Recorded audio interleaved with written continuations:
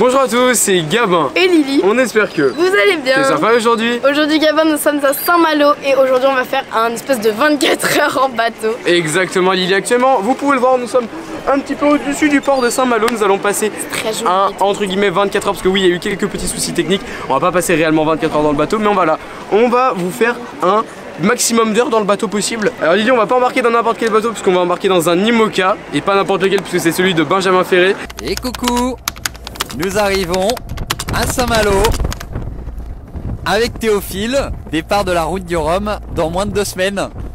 Oui. Et on va passer un maximum d'heures avec lui, il va tout nous expliquer, le quotidien à bord, comment est-ce qu'on fait pour naviguer, comment est-ce qu'on hisse les voiles. On va voir tout ça quand on y sera. Et en tout cas là déjà ce qu'on va faire, c'est qu'on va partir à la rencontre de Benjamin. Puis après on va monter sur le bateau, on va découvrir tout ça. Et c'est parti. Ah oui, super. Bon là les gars, il y a beaucoup de bruit. Mais du coup là on va partir sur un petit bateau qui s'appelle un Zodiac. Et après ce petit bateau, on va rejoindre Benjamin en mer. Sur son IMOCA. Je sais pas comment on va le rejoindre. Voilà, alors normalement les gars, ça devrait être un petit bateau comme ça. J'ai un peu peur. On a prévenu tout le monde, on voulait faire du buzz, du coup on va jeter Lily un moment dans la vidéo.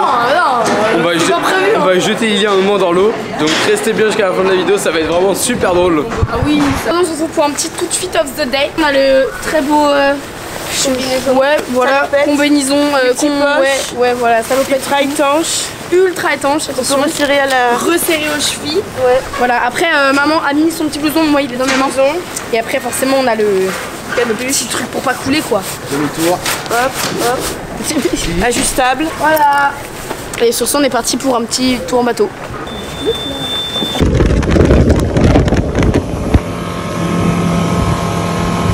Ça roule? Ah ouais, ça va super. Content d'être à Saint-Malo? Ouais. Ah, vraiment. Et on est ultra équipés hein. Ouais bah je vois ça, bonnet jaune. Mais on a tout, on a la totale hein. Ah ouais.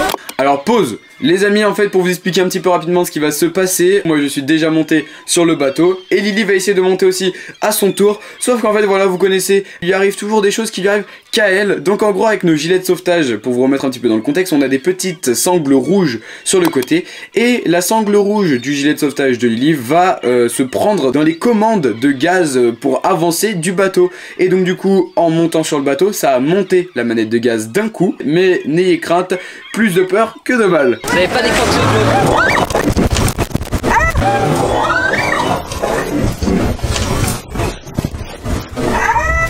jeu? C'est de ma faute. Ouais, attends, décalé. Ouais, il y a plus rien, il a pété net. Le bout a pété là à l'avant. Ah bah super, grâce à moi, je suis intelligente. Je suis vraiment une bonne. Tu voulais pas monter, tu voulais te barrer directement. Ah c'est ça. Alors ça c'était tout prévu ça. Bon voilà, nous sommes actuellement sur le bateau, on va aller rencontrer Benjamin tout de suite. Salut les petits. Salut. Tu vas bien? Ça va? Bonjour. Bienvenue à bord. Merci beaucoup. À bord d'un IMOCA. Et bah, ça fait carrément plaisir en tout cas. Trop bien. Il est incroyable ce bateau. Il fait combien de mètres de long? Il fait 18 mètres de long. Et tout en haut du mât c'est... En haut t'es à 30 mètres de hauteur. 30 mètres. C'est énorme. Et B, quand les voiles elles sont bien tendues, qu'il y a beaucoup de vent, tu vas vite sur l'eau? Ouais, ça dépend de la force de vent, mais on peut aller jusqu'à... tu vois, le bateau il est déjà allé jusqu'à 30 nœuds. Donc ça fait à peu près 50 km/h, 55 km/h sur l'eau. D'accord. Ouais. Donc on va vous montrer tout ça au fur et à mesure. Ok. Content d'être là? Oui. Carrément. Bah, hâte de découvrir un peu l'intérieur, un peu ton quotidien, parce que du coup c'est toi qui vas faire la route du Rhum, c'est toi qui vas participer tout seul dans ton monocoque. Carrément. Pour route du Rhum, transatlantique en solitaire. Tout ça pour aller boire du rhum. Hein. Tout ça pour aller prendre un petit coup de rhum à l'arrivée. Un petit punch. Oh non mais c'est pas vrai. Ça t'inquiète, ça craint rien. Là c'est le côté un peu... Ah ouais. Un peu casse-gueule pour Lily. Ah ouais. Lily, tiens-toi. Non, tiens-toi. Mais tu te tiens. Alors, faut savoir que Lily a failli faire couler le bateau une fois. Lily a failli nous faire faire un maximum d'accidents. Mais là, du coup, les amis, on va vous présenter un petit peu le devant du bateau. Ah ouais, c'est beau. Il y a énormément de vent, mais du coup, voilà, nous sommes actuellement... Alors, Lily, faites très attention. T'inquiète. Beaucoup de cordes, les amis, pour bien évidemment hisser la voile. Les voiles qui sont juste installées ici. Juste derrière, bien évidemment, il y a aussi les voiles qu'on va hisser jusqu'en haut. Là-haut, c'est à 30 mètres. Hein. Alors ça, si vous voulez savoir, c'est l'image du danger. Lily, 14 ans, elle est blonde et, là, c'est bon, regarde, et elle a son téléphone. dans la main. Je pense que c'est la pire idée du monde. Alors écoutez, en attendant, moi je suis plutôt très à l'aise sur le bateau. Là il y a des petits panneaux solaires pour bien évidemment alimenter le bateau en électricité. C'est énorme. Alors voilà, vous remarquez vraiment il y a énormément de câbles, de machins, ça va de partout, ça fait des nœuds, ça fait des trucs.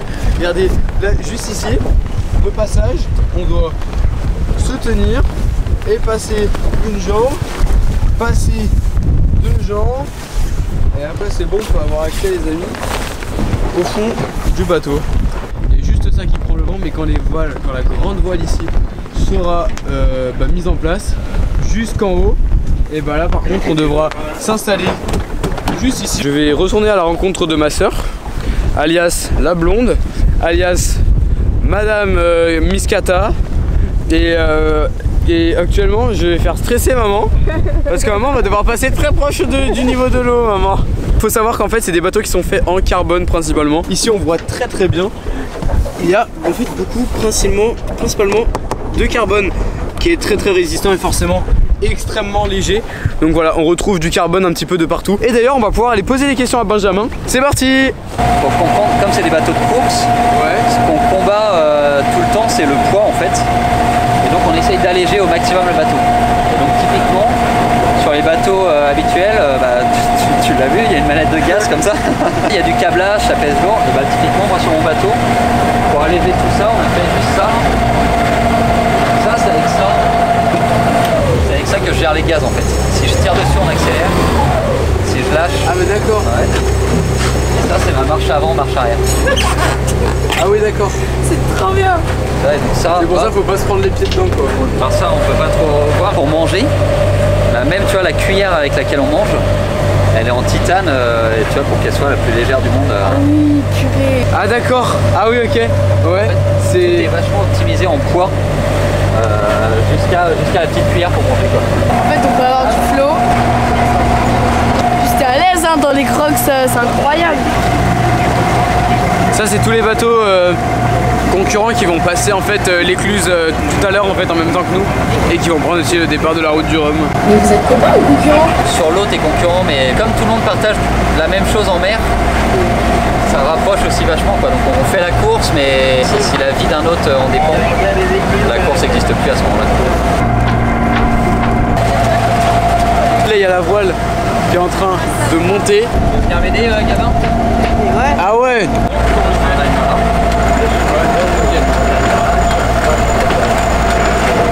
Ça va Lily?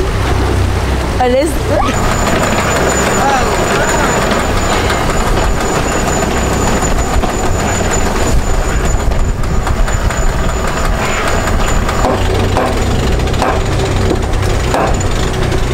Ok. Et B. Donc là on est à 9 nœuds. Ça fait une vingtaine, 15 km/h. Pourquoi du coup t'as voulu faire la route du Rhum spécialement?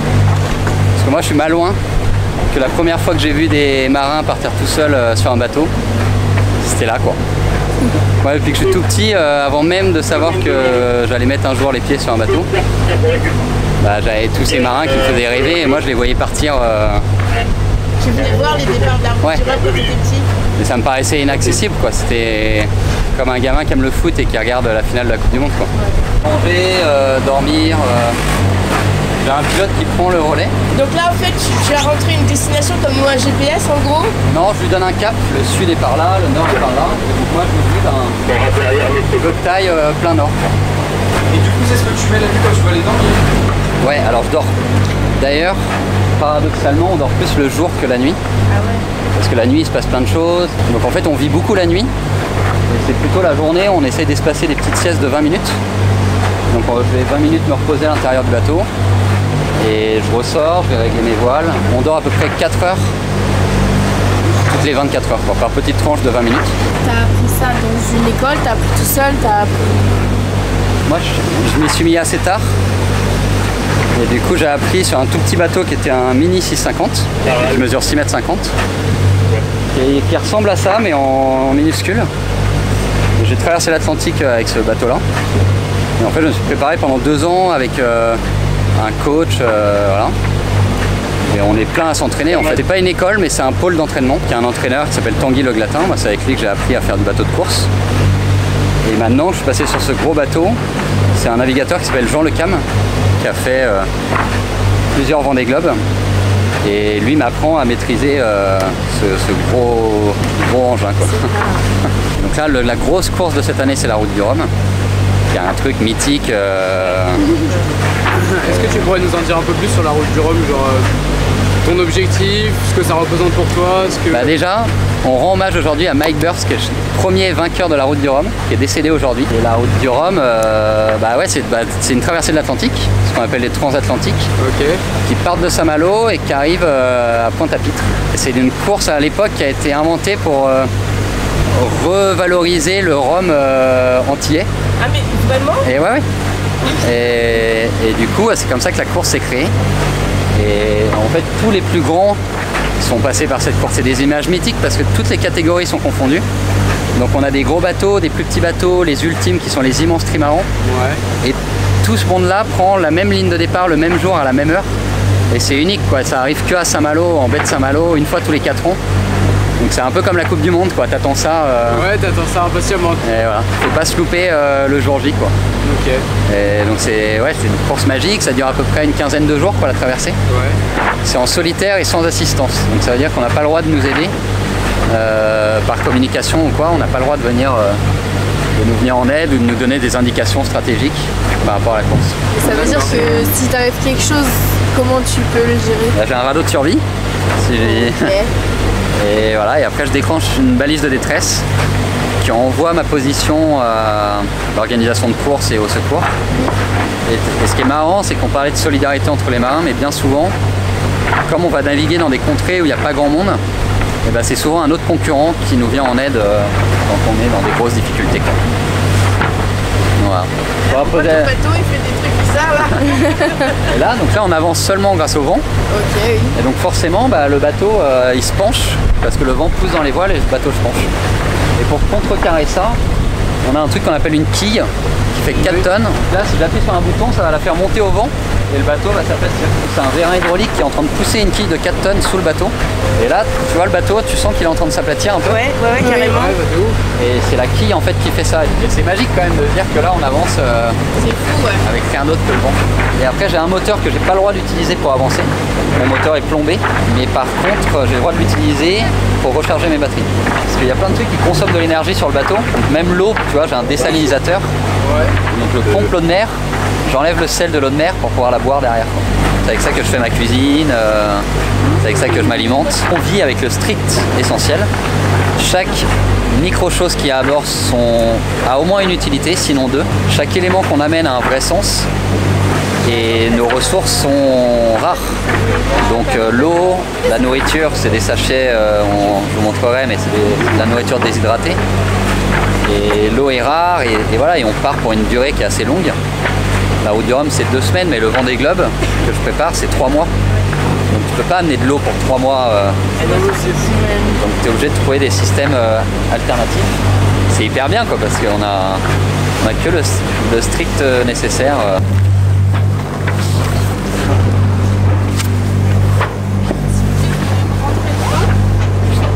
Là ici? Ouais. Et on lave sur le truc? Ouais, vas-y, tu peux. Ok, je vais vous emmener avec moi par le petit passage et tout et tout. Ah ouais, trop bien. Bonjour. Écoutez, je vais essayer de revenir à mon point de départ sans trop chavirer. À l'aise. Ça se voit, je suis à l'aise. Ça va, super. Ah oui, un petit bateau et tout. Benjamin, tout à l'heure tu nous as dit que quand tu mangeais c'est principalement de la nourriture lyophilisée, ça. Est-ce que tu pêches des fois de ton bateau? Malheureusement, si je me mets à pêcher, c'est pas bon signe. C'est pas bon signe? Plus que ça veut dire que je suis dans mon radeau de survie. Ouais. Et voilà, mais en fait, ce qu'on mange, c'est du lyophilisé. En fait, t'as pas le temps de pêcher. Parce que t'es tout le temps occupé en fait, parce qu'il n'y a jamais de moment où tu vas t'embêter. Ouais, c'est ça, c'est que t'es hyper overbooké en fait, t'as tout le temps des trucs à faire. ta famille te manque quand t'es sur le bateau, parce que du coup t'es au milieu de la mer, t'es là, t'es tout seul. C'est une solitude qui est choisie et qui est ponctuelle. Je souffre pas du tout de la solitude. Et j'ai l'impression qu'il y a des gens qui sont bien plus seuls sur Terre et pourtant très entourés que moi quand je suis tout seul sur mon bateau, parce qu'il y a des dizaines de centaines de personnes qui suivent ça. Et je sais que c'est temporaire, c'est un temps donné. Évidemment, je pense à mes proches. Et voilà, mais ils me manquent pas, tu vois, de manière intrinsèque, parce que je sais que je vais les retrouver à l'arrivée. Et que l'émotion sera encore plus grande. Parce que du coup, ils t'attendent en Guadeloupe. Ouais, souvent j'ai des potes et ma famille qui m'attendent en Guadeloupe. C'est trop bien ça. C'est rigolo. Parce que du coup, t'as aucun lien avec eux, genre ton téléphone, tu l'utilises pas du tout. Non, tu peux envoyer des mails, etc. Mais moi, j'ai appris à faire du bateau de course avec un mini sur lequel on avait zéro moyen de communication. La première chose que tu fais quand t'arrives, tu penses à quoi en premier? C'est manger une pizza. Manger une pizza. Moi, j'ai envie de boire un coup avec des amis et manger une pizza. Tout est exacerbé, tu vois, faut s'imaginer que t'as pas beaucoup dormi, t'as vécu des choses assez fortes. Et donc quand tu arrives sur le ponton, c'est magique quoi, parce que les gens que tu retrouves, t'es la personne la plus heureuse du monde de les retrouver. Chaque élément de la terre a de la saveur, quoi. Les odeurs de la terre ont de la saveur. Ouais, parce que t'as passé 2 semaines en fait avec l'odeur de la mer, du sel. En mer t'as pas d'odeur, tu vois. T'as jamais de silence, tu vois. Moi ce qui me marque, c'est quand j'arrive à terre, la première fois que je rentre dans une voiture et que je claque la porte, là j'entends le silence. Et en fait, je me rends compte que je l'ai pas entendu depuis 2 semaines quoi. Waouh, c'est super joli. Comment ça se passe quand tu vas aux toilettes ou quand tu veux te doucher? Alors pour aller aux toilettes j'ai un seau.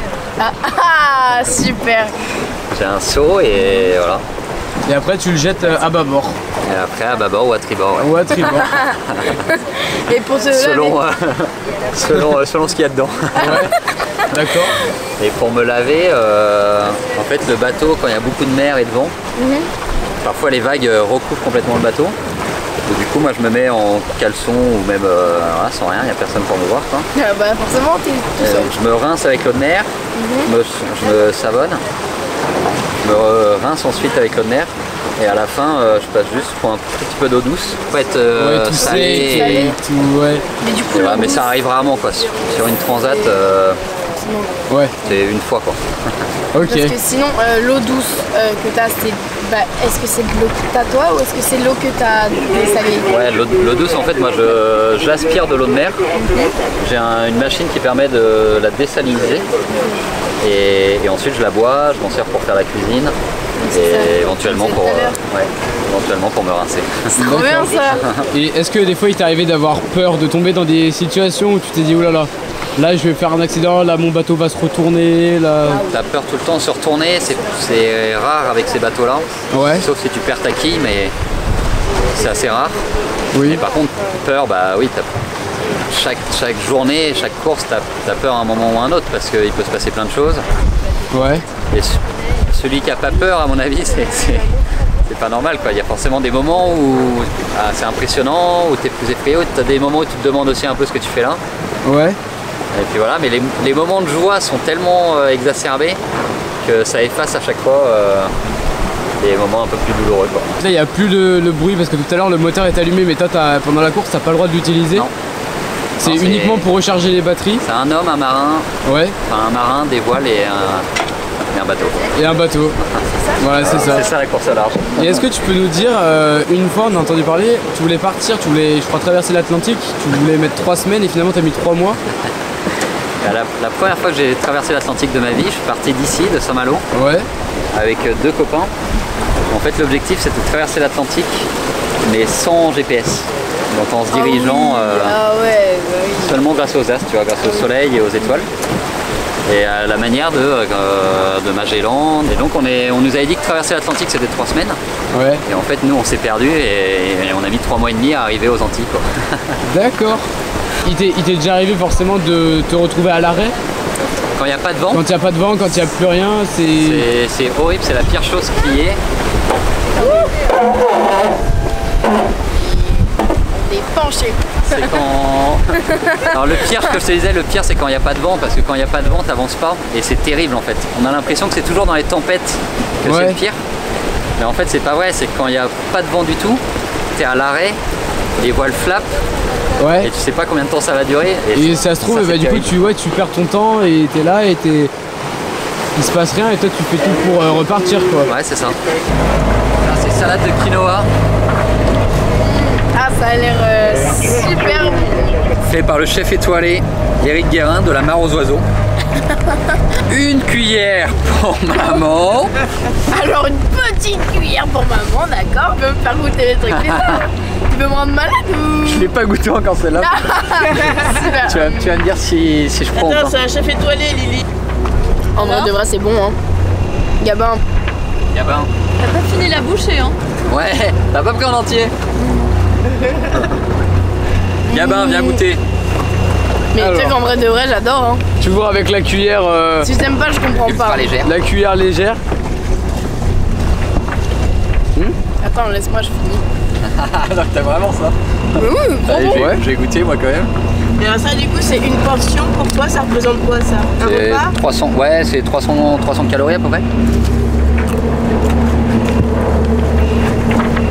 Bah moi j'aime Bon, bien. toi, au bout d'un moment, ça doit te saouler de manger ça. Ouais, mais franchement c'est pas mal, hein. Ouais. Très bon. On valide? Oui, on Ouais, va vraiment, valide, ouais. c'est Non, c'est sympa en vrai. Ah bah vraiment, moi, incroyable. on vous a pas tout filmé, j'étais posé pendant une demi-heure devant, couché, comme ça, Moi je suis là. et j'étais là tranquille, enfin vraiment. Meilleure place du Wow. Batal. Non vraiment c'est tranquille, c'est incroyable. Là on a le coucher de soleil, il est magnifique avec l'eau et tout. Et là du coup en gros si vous voulez on se dirige petit à petit vers l'écluse. On va rentrer dans un espèce de sas qui est l'écluse en fait, qui va se refermer de chaque côté. L'eau va monter en fait. Et une fois que l'eau sera bien montée, À niveau de... Bah, de toute façon il faut voir. Ouais, voilà. en fait, voilà, Ça va être un truc vous incroyable. allez bien comprendre. Et donc en gros si vous voulez les amis c'est pour la parade, c'est en gros tous les skippers qui vont. Alors aujourd'hui c'est pour les IMOCA, mal, hein, donc les bateaux IMOCA comme celui de Benjamin. Et écoutez voilà ça va être super sympa. Il va y avoir du public normalement qui va regarder l'écluse. Et voilà ça va être une Petite très bonne... radin et tout et tout. Les bateaux surtout ils vont Bah oui, regarder, qui vont hein. regarder le moment de là où les bateaux passent. bah Donc oui. vraiment vous devriez kiffer, ça va être super sympa.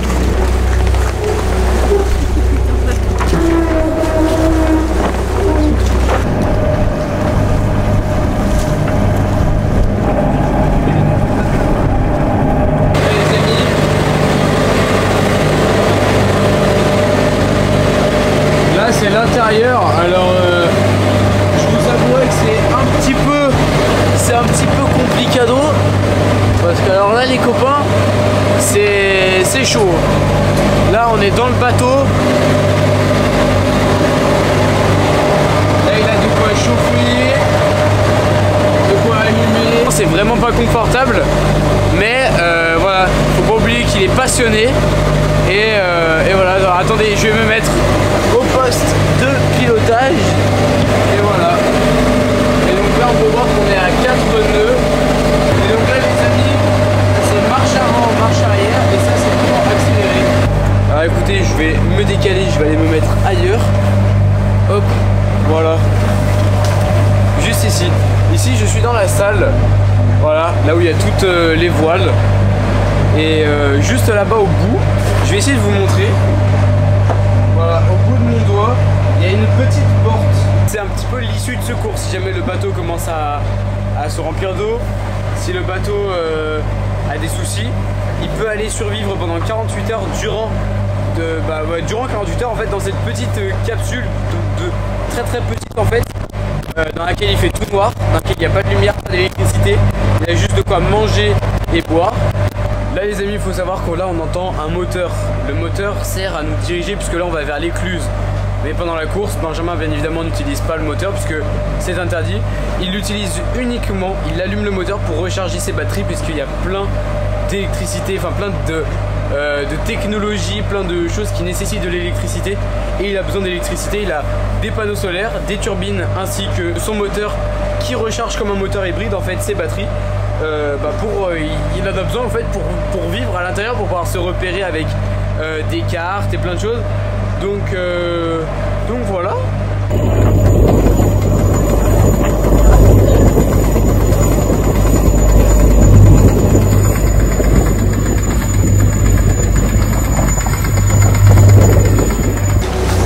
On est en train de chavirer là, non?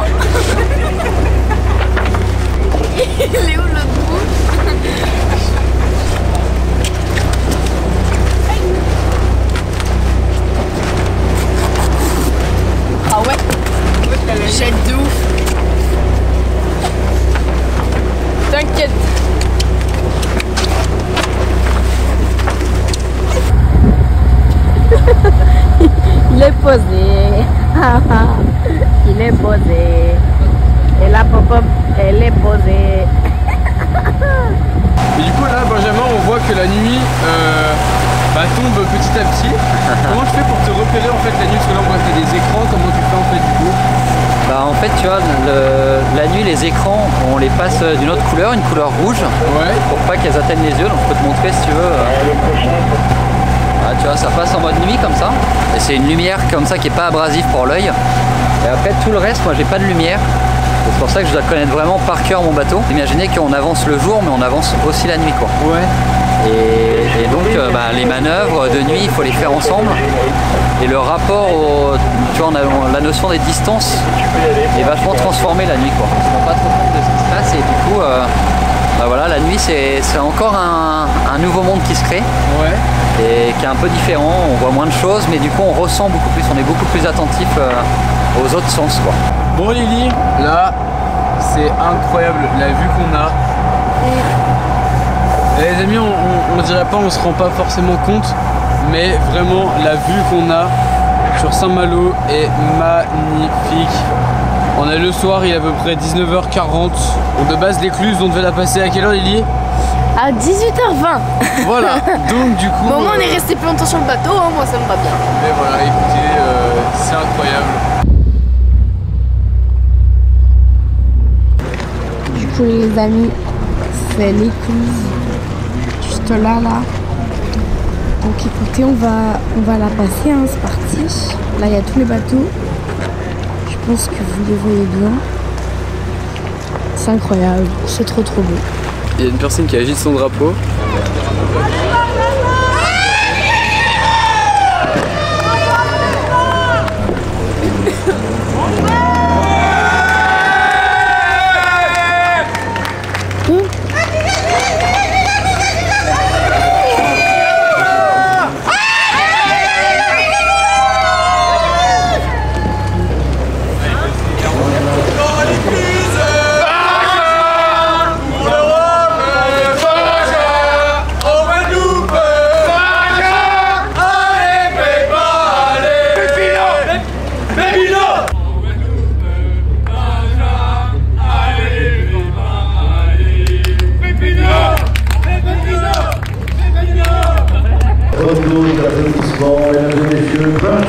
Et voilà. Et ça c'est nous les gars.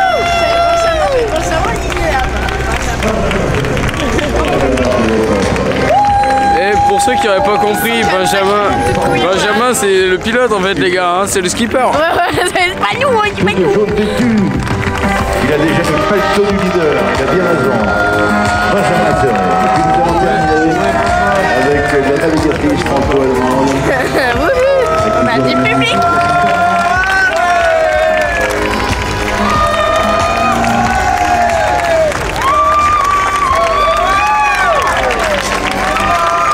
Donc voilà les amis, nous arrivons petit à petit là où on va se garer, là où en fait on va stationner. Voilà, en tout cas c'est magnifique, c'est tout là-bas, tout derrière. Voilà, c'est incroyable. Les lumières sont magnifiques, l'éclairage est magnifique. Benjamin, pour finir, est-ce que tu peux nous montrer là où tu dors? Alors, comment tu dors? Comment ça se passe pour dormir? Déjà en course au large, on parle des 5 R. Route, réglage, rangement, repas, repos. Donc il y a une partie qui se passe à l'extérieur. Il y a une partie de la stratégie de la météo qui se passe là. La popote, ça se fait ici. Donc, tu vois, je fais chauffer de l'eau avec mon petit truc qui se balade comme ça. Là. Ah oui, super. Pour dormir, en fait, je me cale là-dedans. Ah. Donc tout mon matériel, je le mets ici, mes sacs, etc. Je monte ça le plus haut possible. Et derrière, j'installe ce trou là, comme ça. Et en fait, je me cale dedans. Et je viens, comme le bateau penche, je vais lisser comme ça, comme le bateau est penché. Et voilà. Ah bah, et en fait, je dors ici. Super, du coup. Ça me permet d'avoir une vue un peu sur les instruments. Ouais. Alors ici, il y a, pour une raison X ou Y, il faut réagir tout de suite. Comme ça, hop, je je peux sortir hyper rapidement de ma banette. Et voilà. Donc pour dormir, bah, je dors là-dedans, quoi, comme ça. C'est confortable au moins. Mais ben là, je dors 20 minutes dans mon petit pouf, bah oui, c'est vrai que c'est pas des grandes nuits de 9 h que tu vas faire. Et voilà. Et si vous voulez voir mon réveil, je peux pas le snoozer parce qu'il est hyper loin. Ouais, il m'a fait peur. Ah, c'est ça? Ça donne pas envie. Et ça, c'est le réveil.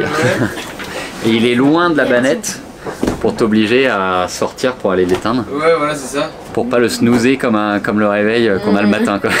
Tu vois, ça ressemble vachement à un peu une navette spatiale, quoi. Et en fait, t'as vraiment en gros tout ton bateau qui est préparé avec un maximum de choses légères à l'intérieur. Ouais.